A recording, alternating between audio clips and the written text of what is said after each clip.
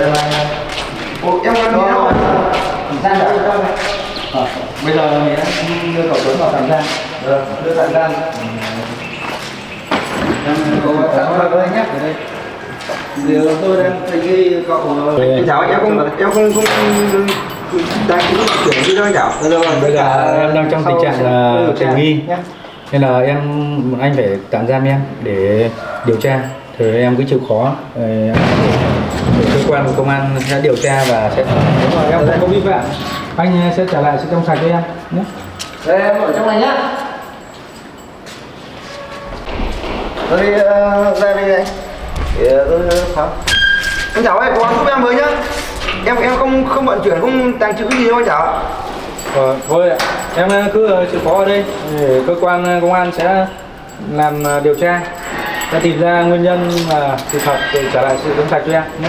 Tất cả đều có tăng chứng vật chứng ở đây rồi, nên là cậu cứ chịu khó ở trong đấy. Vâng thì anh còn tôi sẽ điều tra nhá. Vâng. Cứ có tăng chứng vật chứng đây mà tôi có thể đấy, cậu phải tạm giam đấy. Có gì cơ quan công an người ta sẽ làm việc nhá. Anh Thảo báo cho em với nhá. Rồi em cứ yên tâm, cơ quan sẽ điều tra và làm rõ cái vụ này nhé. Vâng.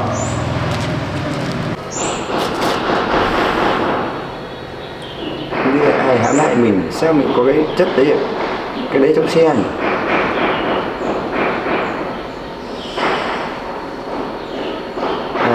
Hai cái lúc mà mình gặp hai cái ông tai nạn đấy nhỉ?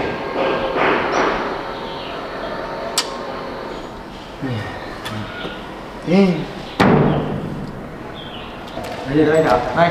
Anh Thảo này, tình hình này nhé.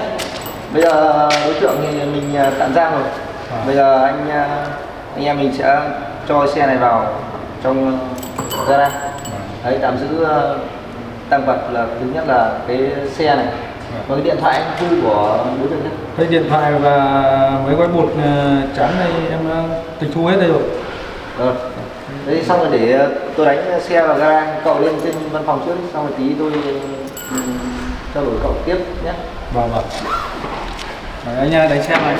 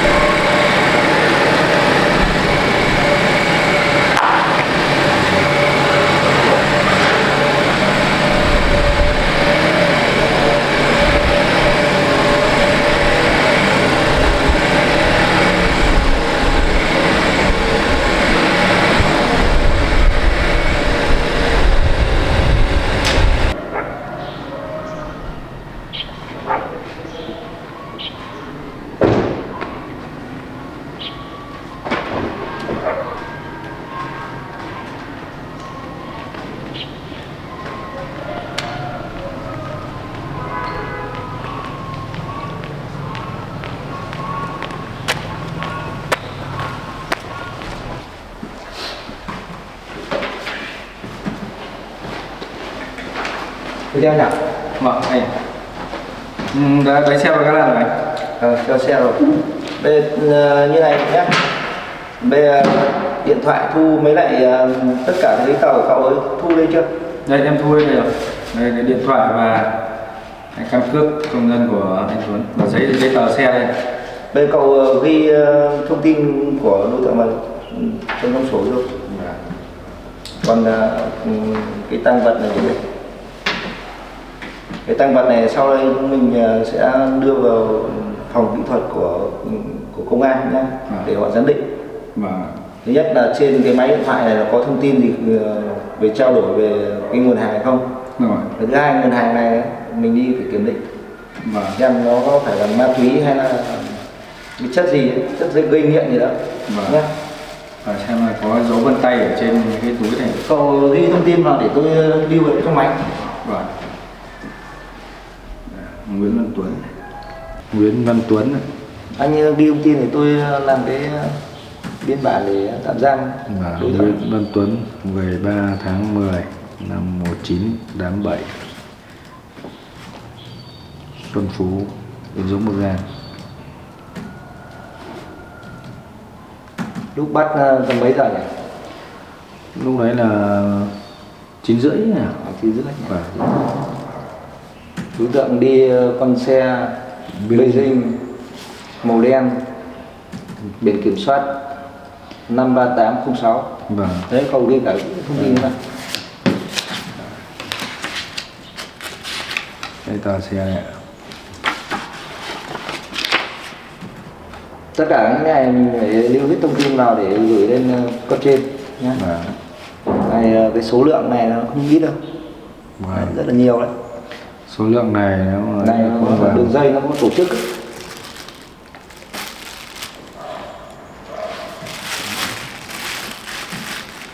Rồi, tôi làm xong báo cáo tôi gửi lên cấp trên. 6 gói. Rồi, thông tin của cậu Tuấn em đã ghi đầy đủ hết đây rồi. Giờ đây tôi gửi ngay tất cả bên liên quan. Đây là thành lập một bộ hồ sơ để chúng ta điều tra nhé. Thì bây giờ anh cầm tất cả những tăng vật này xuống, bao gồm có mấy gói bột trắng này, điện thoại này, giấy tờ và phiếu xe nhé. Đúng dưới phòng giám định để giám định để xem là nó là chất gì nhé. Thế để em cầm gói bột này với điện thoại này xuống để phòng kỹ thuật hình sự giám định vân tay và xét nghiệm xem cái tinh bột này là tinh bột gì. Cậu xuống là nhanh thôi nhé. Xong gửi báo cáo luôn. Dạ vâng.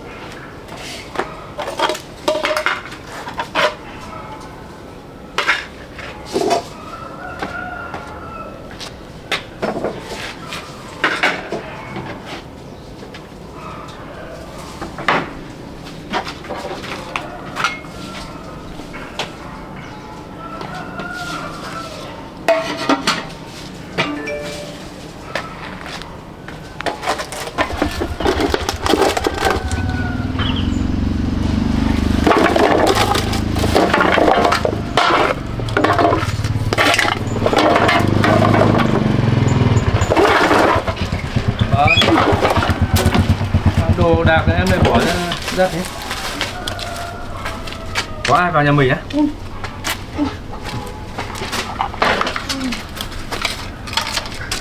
Đập vỡ hết cả đĩa bát à? Thế họ đổ hết cái này ra, lục lọi cái này à? Ai vào nhà mình nhỉ?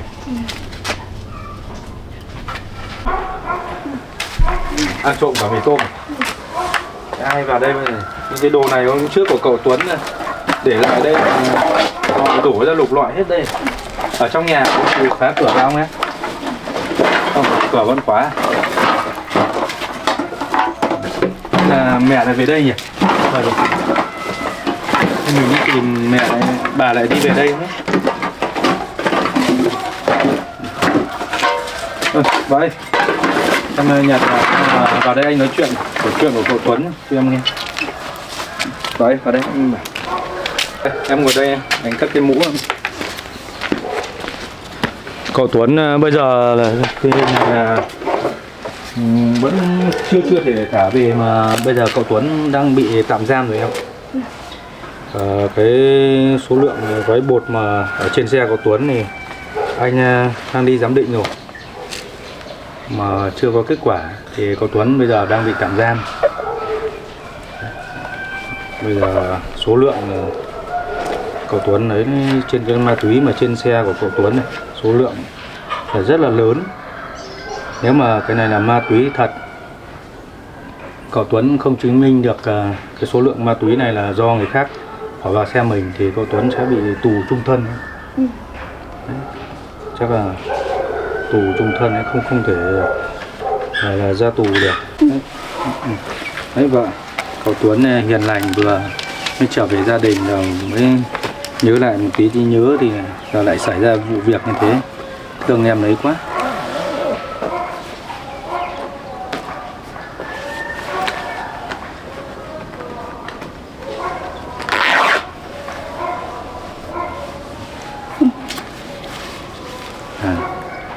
Không biết cô Hoa có biết việc cậu Tuấn chưa? Đấy em nói anh mới nhớ, anh cũng đang định sang bảo cô Hoa để cô bớt lo.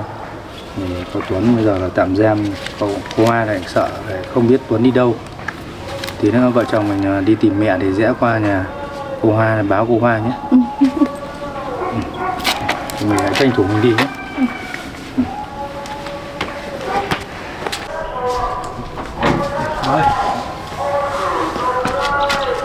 Đấy, vợ giờ mẹ bây giờ không biết tung tích ở đâu, mà không biết là mẹ vay mượn những ai hay là có cắm sổ hay là thế chấp cái gì không, mà tiền thì bao nhiêu thì mình phải biết đường lo, mình trả nợ. Giờ không biết tìm cái bà ở đâu bây giờ, tìm hết không cả mấy làng đây rồi, không biết bà hay là vào nhà ai, ở nhà ai cũng được. Vậy em mình đi sang mình báo cho cô Hoa trước nhé, xong rồi mình đi tìm bà ấy sau. Không biết cô Hoa cô có lo lắng cậu Tuấn bây giờ đến khổ cậu ấy, tình hình này chưa biết thế nào được.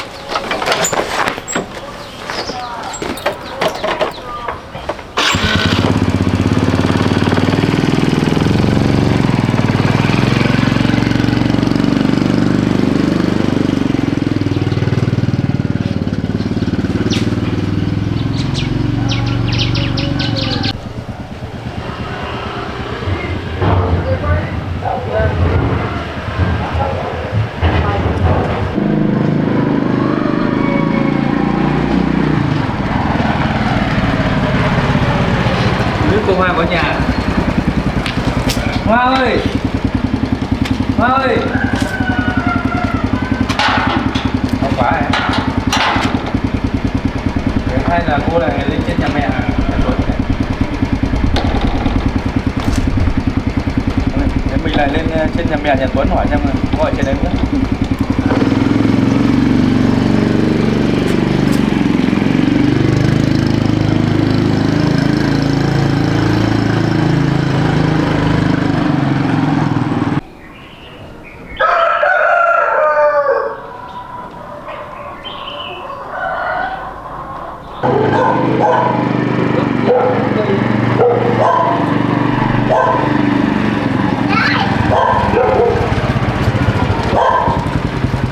Đây, cái nhà của mẹ Tuấn.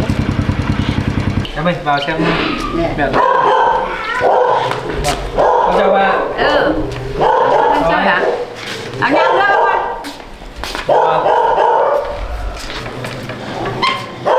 Vào vào rét lắm. Vào trong nhà. Vâng. Đây ngồi nữa. Hoa qua đây bà. Hoa có, Hoa đang ở trong nhà hay đâu nữa. Đấy, con xuống dưới nhà Tuấn ở dưới kia không thấy ai ở nhà. Em bảo chắc là cô Hoa để kho lên trên bà chơi. Anh, chị ạ. Rồi này. Anh chị ngồi đây nhé, để em vào đến nước này.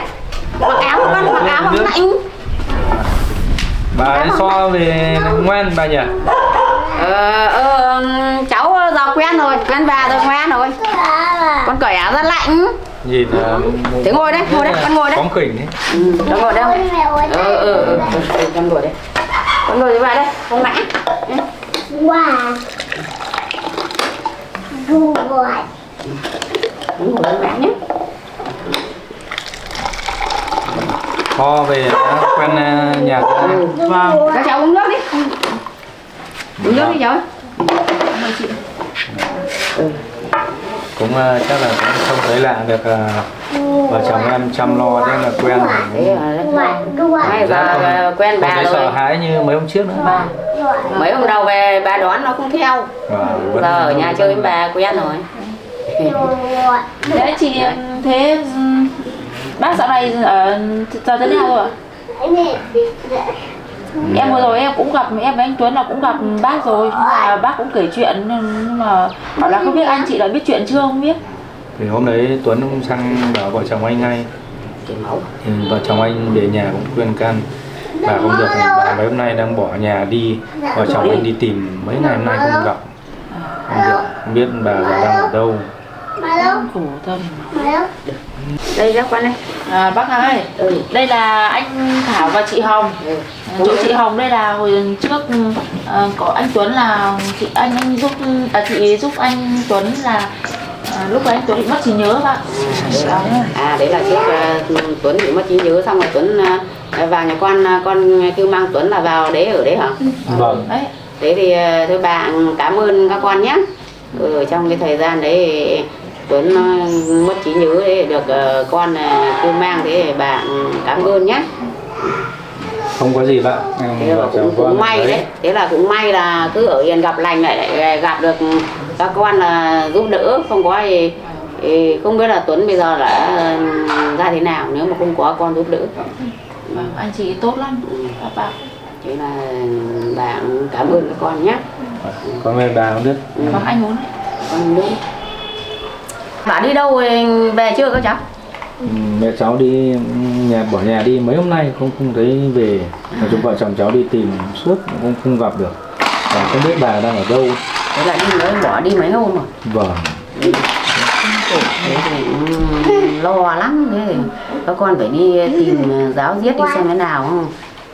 Rét mướt này mà bà lại cứ lang thang ở đâu thì khổ lắm. Vâng. Phải đi tìm, nếu mà không thấy thì có khi các con phải đăng tin tìm người ấy. Vâng. Để xem ai người ta có biết thì người ta báo cho mình. Vâng, con đang tính tìm lúc nào hôm nay mà không ấy phải lên cơ quan báo để nhờ các anh em trên cơ quan hỗ trợ tìm bà. Đấy, nói đến bỏ nhà đi thì bà lại lo. Tuấn nhà bà đi đâu cũng qua, giờ bà điện cho mà không thấy nó nghe máy. Bà đang lo không biết thế nào. Thế con cũng đang đi tìm mẹ con này. Hôm qua đây nói chuyện với bà và em Hoa. Cái chuyện của Tuấn này, bà với em phải hết sức bình tĩnh. Thế Tuấn nó có chuyện gì hả con?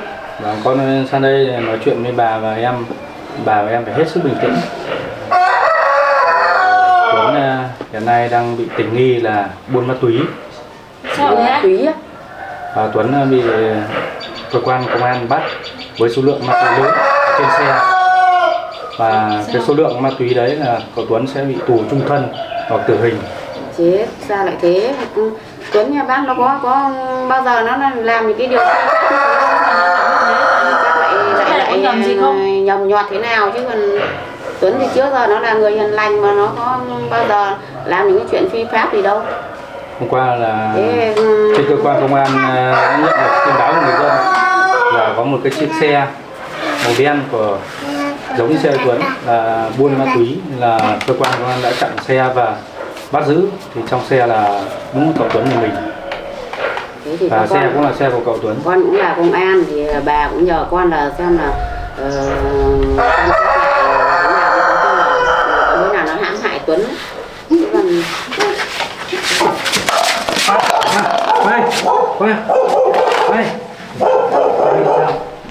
Chắc là cô bị sốc thông tin của Tuấn nên là cô Hoa bị sốc rồi. Này đưa Hoa.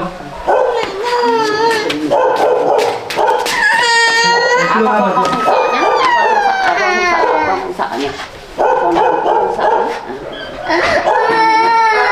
Mẹ bị đau tí xong mẹ khỏi ngay nhỉ, nó không sao nhé. Thế bà bế con vào nhé. Bà bế con vào. Chắc rồi nghe tin cậu Tuấn thì cô sốc không nỡ. Em xoa khu mặt một chỗ vầng trán này. Hoài tỉnh lại đi con. Chắc là Sao đấy? Hả? Chắc là nghe thông tin của cậu Tuấn nên là cô ấy bị sốc. Mà yên tâm chắc không việc gì đâu. Tỉnh lại đi con. Làm sao? Hả? Đấy, Hoa tỉnh rồi đấy. Chưa? Thôi ạ, cứ bình tĩnh. Cơ quan vẫn đang trong quá trình điều tra. Anh cũng hy vọng là cậu Tuấn sẽ không sao. Con nín này, đây. Để gọi mẹ nhá. Mẹ. Hoài. Đấy. Ở đầu. Thôi bà mẹ em cứ yên tâm, con cũng nghĩ là cậu Tuấn cũng không phải là người như vậy đấy. Cơ quan pháp luật sẽ điều tra và sẽ trả lại trong sạch cho cậu Tuấn. Thưa bà trông chờ vào con nhé, con đấy, soi. con giúp bà để điều tra cho có khi Tuấn nó bị oan đấy. Giúp bà đấy nhá. Nhiều chuyện xảy ra đấy. Con cũng nghĩ như vậy thì sợ nhiều người lại hãm hại cậu Tuấn nên là con sẽ điều tra hết sức nhanh chóng để trả lại sự trong sạch cho cậu Tuấn. Bà mấy em yên tâm. Tâm sự bà nhờ con nhá, con điều tra giúp bà đấy nhá. Cái bà bế cho con ra ngoài kia. Mai ngày kia bố về nhá, mai ngày kia bố về với con nhá. Sao lại thăm cậu Tuấn về nhá. Thôi em cứ cố gắng nghỉ ngơi. Anh cũng tin rằng Tuấn là người trong sạch, không làm cái điều đó đâu. Anh và cơ quan sẽ cố gắng điều tra và làm trả lại sự trong sạch cho cậu Tuấn. Thôi em nằm xuống nghỉ ngơi đi.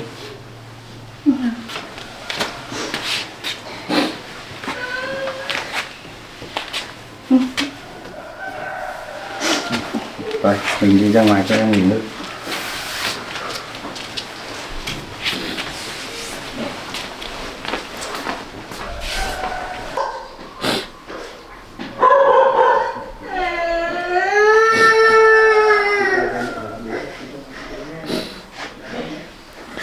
Sao cái chuyện nó xảy ra này? Bà đi gọi bố cho con nhá. Bà đi tìm bố cho con nhá. Gọi bố nhá.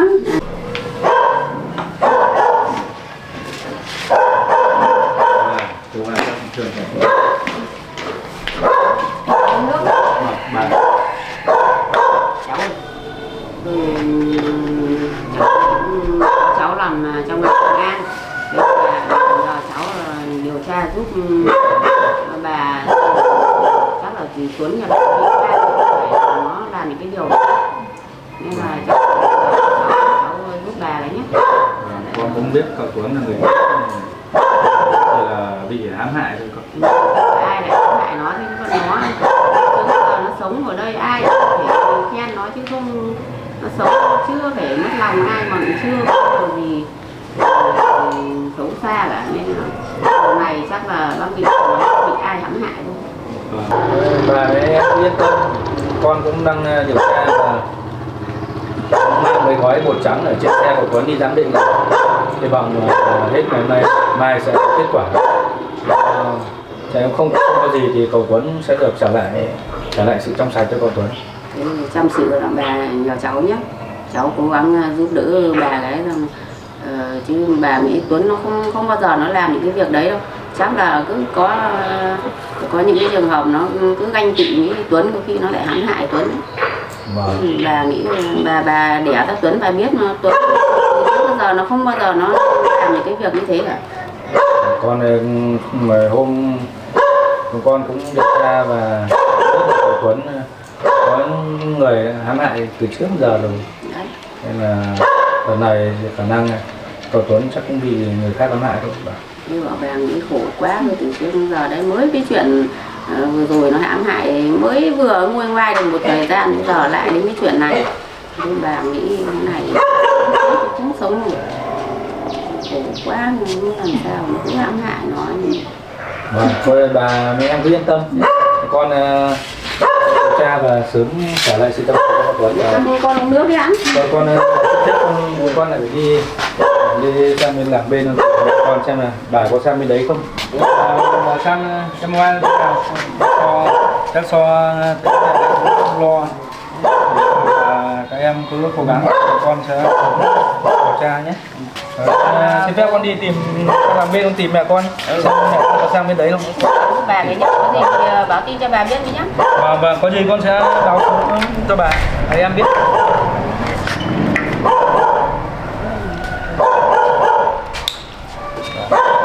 Có tin tức của cậu Tuấn con sẽ báo cho bà ngay. Có tin tức thì báo thì bà lo.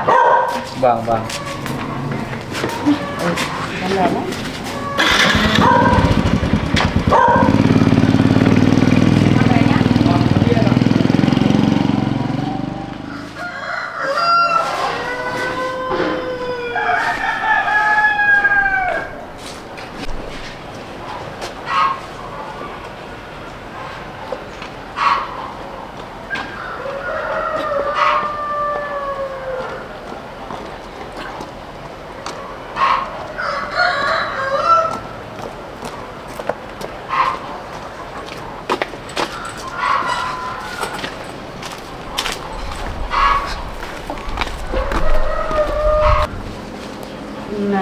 Cho mẹ ăn thì mẹ ăn xong thì ăn bán nhá.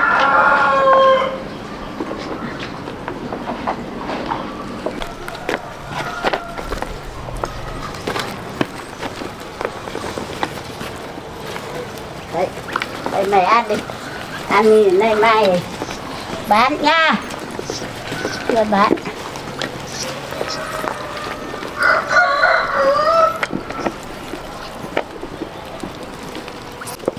Mày ăn đi nhá, ăn đi đây no, mai kia người ta đi chợ ta bán để lấy tiền tiêu Tết. Kìa đi tưới cà chua, giờ nó tưới cà chua.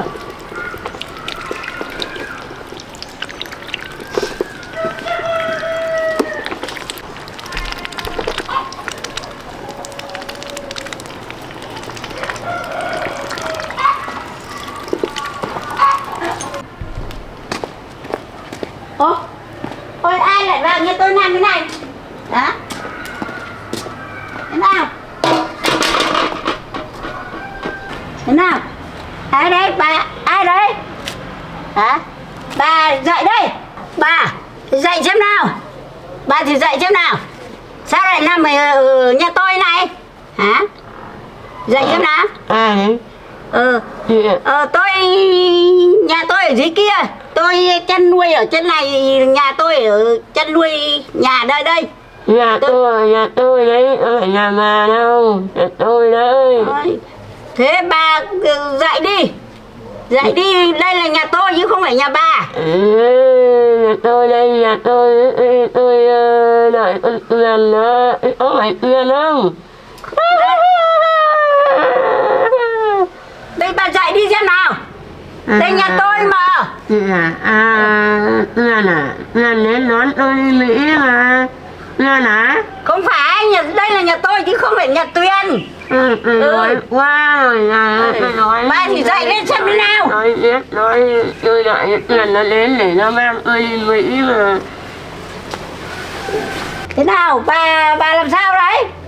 Nhà là tôi đâu hết rồi, nhà bé là tôi đâu rồi. Đây nhà tôi đi chứ. Thế bà chắc là bà làm sao rồi? Thế bà làm sao hả? Chị Tuyền này, Tuyền đến đón tôi đi Mỹ là quét tài sản tôi đâu hết, ở đây nhà này là nhà của tôi. Nhà của chị, nhà đây nhà tôi đấy. Không phải, của nhà tôi ở dưới kia, nhà tôi trên này có thì tôi chăn nuôi gà qué ở trên này. Thế bà lên đây bà sao bà đỗ ở nhà tôi? Nhà nào của chị, nhà tôi đấy, nhà tôi Tuyền nó đem nó đến nó bảo chuẩn bị đón tôi đi Mỹ rồi. Thế nhà bà ở đâu? Bà tên là gì? Tôi tên là nhà tôi ở Mỹ, ở bên Mỹ, bên Trung Quốc. Lên nhà tôi đây mới là nhà tôi, đây đâu có phải nhà bà đâu, đây là nhà tôi đấy. Không phải, đây là nhà tôi. Thế bà vào đây là vào nhà tôi. Thế con cái bà ở đâu? Tôi thằng Thảo làm con lâu nó đuổi tôi đi rồi, nhưng mà tôi thì tôi rất nhiều sổ tiền tôi nào đấy, nhưng mà nó bắt chiếu nó đuổi tôi đi rồi. Bà thế này là bà thần kinh rồi. Thế bà có nhớ nhà bà ở đâu để tôi đưa bà về? Nhà tôi ở đây mà tôi đang đợi quyền nó ra đến nó đón tôi đi Mỹ, mà nhưng mà giờ nhà tôi đây, tôi không phải là nhà tôi vẫn ở đây trước đến giờ. Thế thì bây giờ đây là nhà tôi chứ không phải nhà bà. Bà thế thì bà thần kinh rồi, bà lẫn lộn rồi. Thế bây giờ tôi mở cửa ra cho bà vào trong kia. Thế bà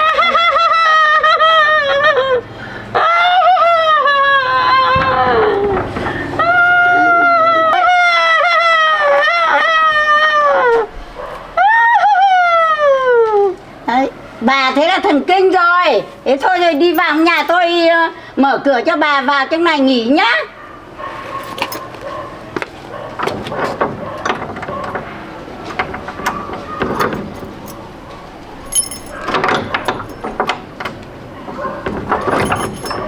Cho bà vào đây nhá, vào nhà tôi nghỉ tạm nhá, nghỉ vài hôm cho nó khỏe. Nào.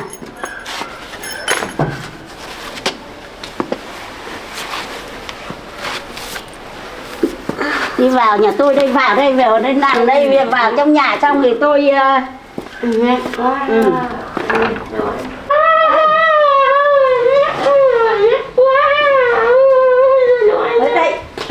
ở đây bà cứ nằm ở đây nhé. Đây bà nằm ở đây, nằm đây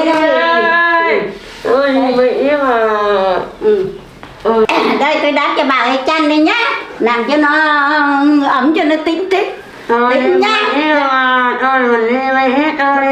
Thôi bà cứ nằm đây rồi thì tôi đắp cho bà chăn cho nó ấm thì thế bà có đói không? Tôi đói, tôi đi nấu cháo cho bà ăn nhá. Nấu cháo này cho đồ vị ngon rồi nhá, ra vị ngon nào. Tôi nói lắm, tôi không được ăn, tôi nói lắm. Tôi nấu cho bà ăn để cho nó khỏe vài hôm, cho nó khỏe đi rồi bà nhớ nhà tôi đưa bà về nhá. Tôi đi Mỹ tôi không về đâu.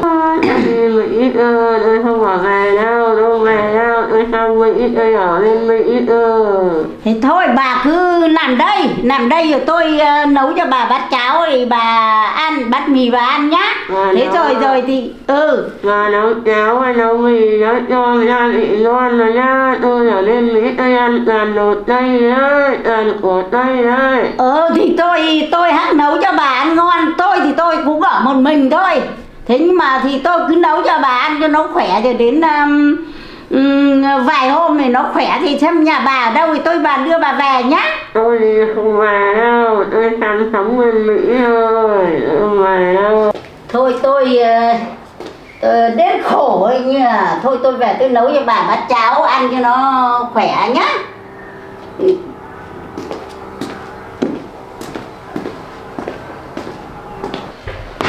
Về nấu cho bà ấy bát mì đến ăn rất khổ.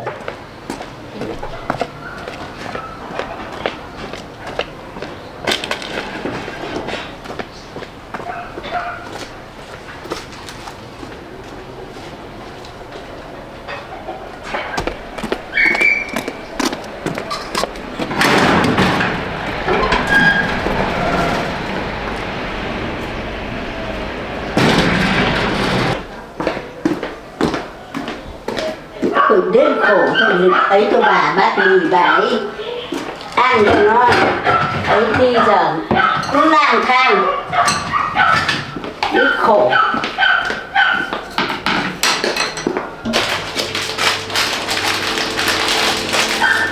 Mình đã khổ rồi lại đến bà ấy khổ.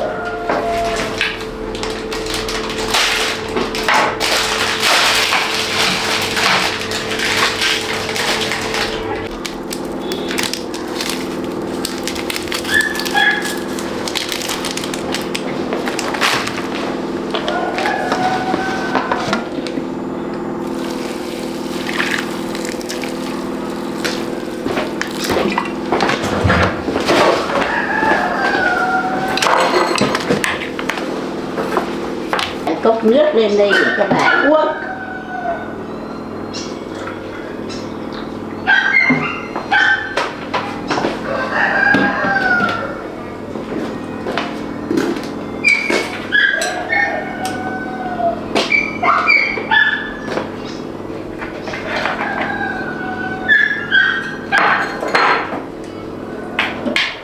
Chỉ là mang đi cho bà ăn cho nó tỉnh.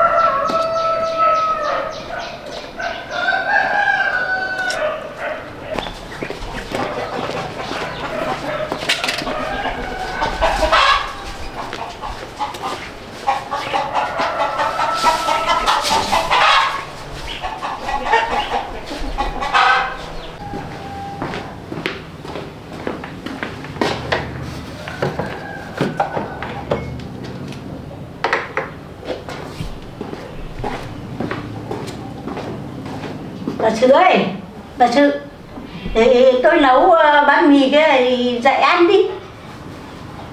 Mau.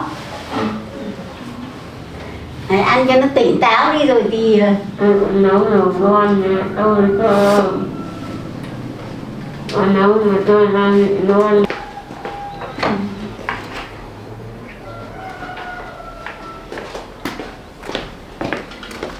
Đấy, bà ơi, mì đây tôi nấu đây rồi. Sáng tôi chả đi chợ thì chả có gì đây, tôi nấu cho bà bát mì ăn đi. Mà thế tôi mù mà. Bà cứ ăn đi, tôm có trong đấy rồi đấy. Thôi bà đưa tôi bưng cho, tôi bưng cho. Nó phải đổ nè. Tôi đói quá nên mới tôi ăn. Ăn dần dần không nghẹn đấy. Bà cứ ăn dần dần thì nó nghẹn, không thì ấy thì chết.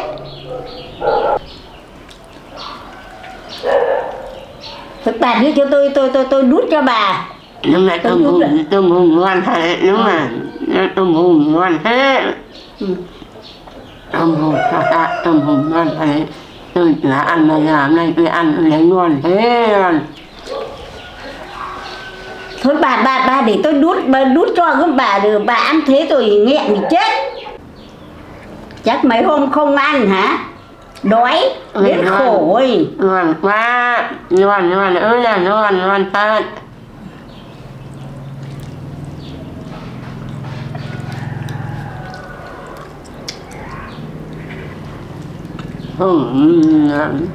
Hả?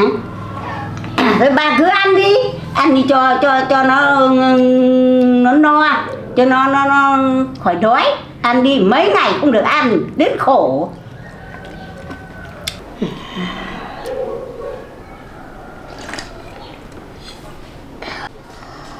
Thôi uống từ không lại nghẹn, cho tôi cầm cho.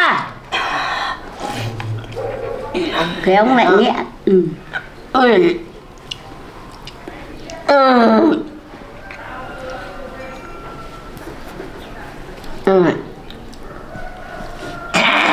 Thế đây bà uống nước đi.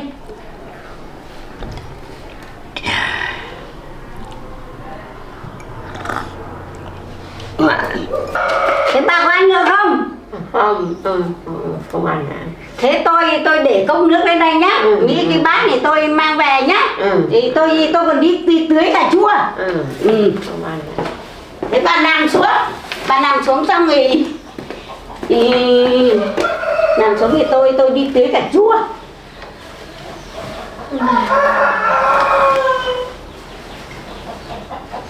Rồi cứ nằm đây cho nó tĩnh tốc nhá. Tôi đi về tôi đi tưới cà chua.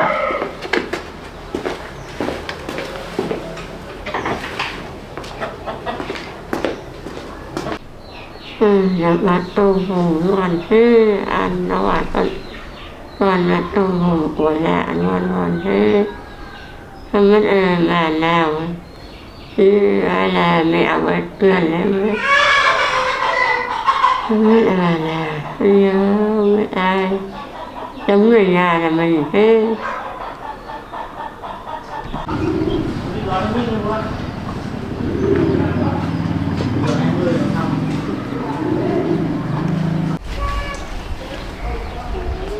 Giờ đến giờ đó nó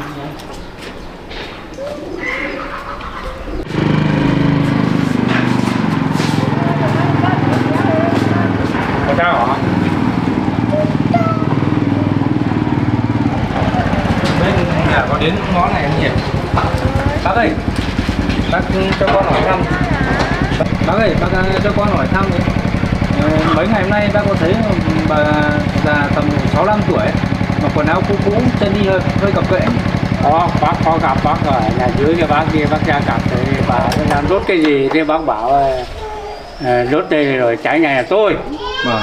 Thế tôi rồi bà ấy thôi bà không nói đâu. Vâng. Đây là ở cái dưới nhà cũ, Nhà dưới nhà cũ, nhà cũ. Có. Cái gần đây không bác? Có gần đây ở mấy chục mét thôi. À đấy. Thì bác thấy là bà này, thế là mẹ cháu à? Vâng, mẹ cháu. Thế thì ra thấy tính tình cũng không bình thường. Thế là bà cứ đốt đi ở đấy. Thế bác sợ cháy nhà bác cũng nhắc. Vâng. Thế bác có biết mẹ cháu đi về đường nào? Lúc ấy là bác thì thấy đi về với đằng dưới ấy, chứ không. Vâng. Không là bác về ngay.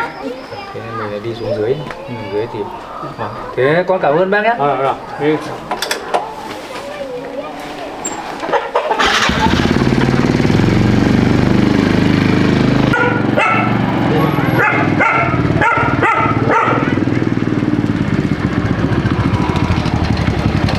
Rồi, mình đi tìm cái đường quân này, có khi hay là mẹ lại về nhà rồi.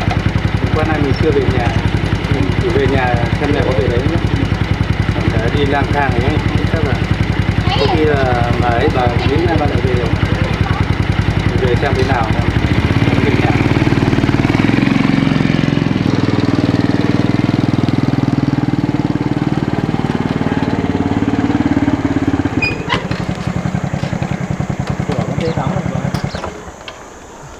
Bà về chưa, cửa vẫn đóng này. Rồi, cổng con đóng này, có khi mẹ vẫn chắc chưa về. Không biết bà đi đâu mà tìm mấy hôm nay không gặp. Em có cầm chìa khóa đây. Thế em mở cửa, lấy chìa khóa mở cửa xong này để xem kiểm tra mẹ này. Vừa để anh xuống anh hỏi bà Ninh nhé, hỏi xem bà làm hoa đấy bà có thấy mẹ mình về hay không nhé. Thế em mở cửa em vào bên trong nhà xem nào, để anh xuống anh hỏi bà Ninh.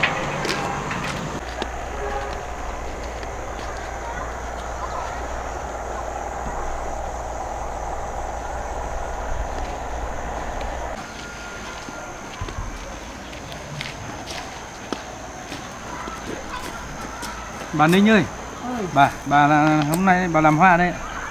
Đấy, bà đang làm hoa, cắt hoa rằm. Bà ấy cho con hỏi thăm. Mấy hôm nay bà thấy mẹ con về nhà. Mấy hôm nay rồi tao làm ở đây mà tôi chả thấy gì. Mọi lần thì cứ ra đây hóng hớt hoa mới lại hét mà mấy nay không thấy về, không biết là đi đâu. Thế mà Thảo ơi, Dạ. bà lại thấy bảo là mẹ này làm gì mà nợ cũng hơn tỷ, mà hôm nọ thấy có mấy thằng nó đầu gấu nó vào xuống này nó nhảy tường vào để nó độ cho mà nó tìm mà không thấy đâu, mà đi đâu mấy ngày nay rồi không biết là đi đâu, nó mới làm gì mà nợ nhiều thế. Thế ạ? Đấy. Mà nó bảo nợ hơn tỷ à? Thấy đâu bảo là hôm nọ ấy thấy bảo là cũng tỷ 2 tỷ rưỡi gì, không biết làm gì mà tỷ cũng ghê đấy. Thế không biết mẹ con nói gì, hay nghe cái Tuyền nó đầu tư tài chính ấy, lại vay nợ gì hơn tỷ thế, mẹ con bỏ trốn mấy hôm nay vợ chồng con đi tìm có gặp được đâu. Cái bà này bà bảo con mới biết là giờ lại nợ hơn tỷ thế. Đấy, không biết là đến lúc này cứ đi làm mãi, đi làm không để ý, thế là bà ấy nợ nhiều thế thì giờ lấy đâu ra mà giả. Thế chết rồi, thế chắc là sợ đầu gấu kia nó đòi nợ mẹ con bỏ trốn rồi. Bỏ trốn là đi đâu rồi. Liệu mà đi mà tìm rồi giờ thì biết ở đâu, về liệu mà giả người ta đi làm nào được. Thế này thì chết vợ chồng con rồi. Đấy, thế hai vợ chồng giờ xem nào mà đi tìm mẹ mới về, giờ cứ náu mới trốn về thì khắc phục mà giả dần như làm nào được. Mà vợ chồng con đi tìm mấy ngày hôm nay nhưng có gặp được không? Bà không biết mẹ con bỏ đi đâu bây giờ. Thôi cố gắng mà đi mà tìm mẹ mới về, khổ rét mướt này mà cứ náu ở đâu rồi thì lại đói rét thì khổ. Kiểu này chắc thì sợ chúng nó đòi nợ là chắc bỏ trốn, mà đi gặp không biết là bây giờ bà ở đâu bây giờ. Con đi tìm mấy ngày nay rồi. Xem mà những cái chỗ mà thân cận xem là có đi không, trốn ở đâu được mà xa thế. Mấy nay làm ở đây nhưng mà có thấy bà ấy ra đâu, mọi hôm bà ấy ra đây suốt đấy mà dạo này có thấy ra đâu. Thế thôi bà làm nhé, con cảm ơn bà nhé. Con về để con lên con xem thế nào, tình hình em thế nào thì vợ chồng con lại phải đi tìm bà về để xem còn vay mượn ở chỗ nào khác nữa không. Đó, thế bảo đi tìm về xong rồi đến lúc rồi lại rét mướt này. Thôi bà làm con về đến nhà cái.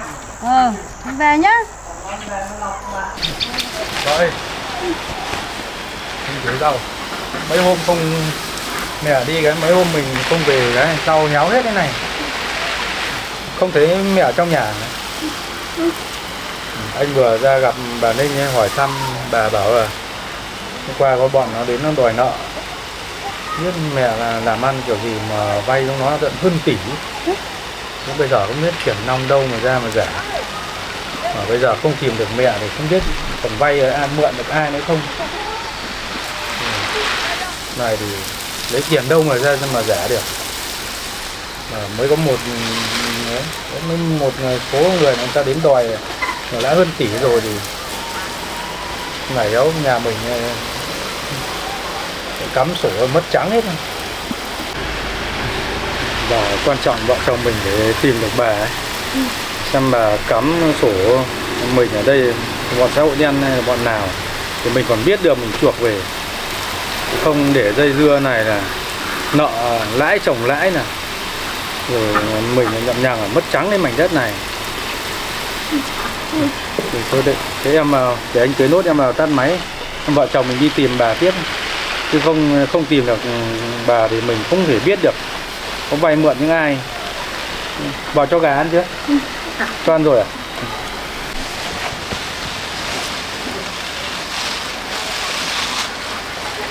Đến mẹ mình rất là tệ.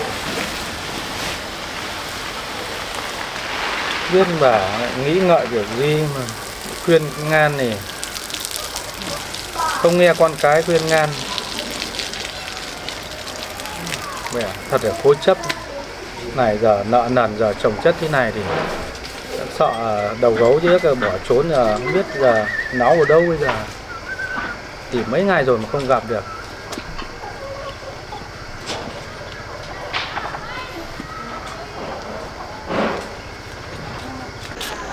Vâng, con nóng cửa đi. Con vợ chồng mình này đi tìm tiếp. Tình hình này nếu mà vợ chồng mình suốt ngày hôm nay mà không tìm được, có khi mai lên cơ quan để báo cáo trên cơ quan để nhờ các anh em hỗ trợ đi tìm tiếp. Thì không tìm được mẹ thì không biết là số nợ đấy là sổ đỏ như mình bà cắm ở đâu thì mình mới giải quyết được.